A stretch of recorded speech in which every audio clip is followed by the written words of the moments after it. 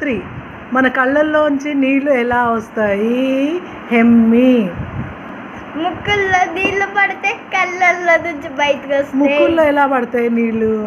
పడితే స్నానం చేసేటప్పుడు. నీకు పడ్డాయి అలా స్నానం చేసినప్పుడు? చాలా సార్లు పడున్నాయి. పడితే నా కళ్ళల్లో నీళ్లు కూడా వచ్చాయి. అలానే ఏడుపు కూడా వచ్చింది. అయితే ఇప్పుడు ఏడ్చే వాళ్ళందరికీ, సపోజ్ ఎవరెవరైతే ఏడుస్తున్నారో ఏడ్చే వాళ్ళందరికీ నీళ్ళు ఎక్కడి నుంచి వస్తున్నాయి కళ్ళల్లో? నీళ్లు పడకుండా వాళ్ళకి అది హాలలో కొంచెం నీళ్లు మిగిలి ఉంది. ఆ నీళ్లు ఎక్కడ మిగిలి ఉంటాయి?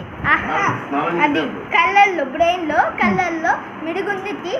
గట్టిగా ఇచ్చినప్పుడు ఉప్పు వచ్చితే అప్పుడు ఏడుస్తాం కదా, అప్పుడు మొత్తం బ్రెయిన్ అంతా కంట్రోల్ చేసి బ్రెయిన్ నీళ్ళని తోసితే ఇలా వెళ్ళిపోయి ఇలా పెట్టి కళ్ళల్లోకి వచ్చేటప్పుడు. అంటే నీళ్లు ముక్కుల్లోంచి స్నానం చేసుకున్నప్పుడు ముక్కుల్లోంచి వెళ్ళి బ్రెయిన్లోకి వెళ్ళి ఇచ్చినప్పుడు అతను మన ఏడుపు వస్తుంది కదా, బ్రెయిన్ చేతులతో నీళ్ళు నెత్తి ఇలా వచ్చి ఇలా. అవును, కరెక్ట్ గా. అసలు ఫస్ట్ ఎక్కడి నుంచి నీళ్ళు పోతున్నాయి బ్రెయిన్లోకి కళ్ళల్లోకి?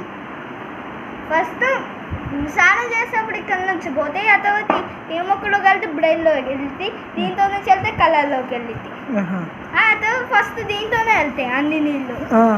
దీంతోకి వెళ్ళి కొంచెం బ్రెయిన్ ని నొప్పి తప్పిస్తుంది. ఆ తర్వాత నొప్పితో మనకి నీళ్ళు వస్తాయి కదా కళ్ళల్లో. ఆ తర్వాత బ్రెయిన్ ఆ నీళ్ళని తోసేస్తే ఇలా పెట్టి ఇదే ముక్కులోకి వచ్చి ఇక్కడికి వచ్చి ఇలా పెట్టి కళ్ళల్లోకి నీళ్ళు వస్తాయి.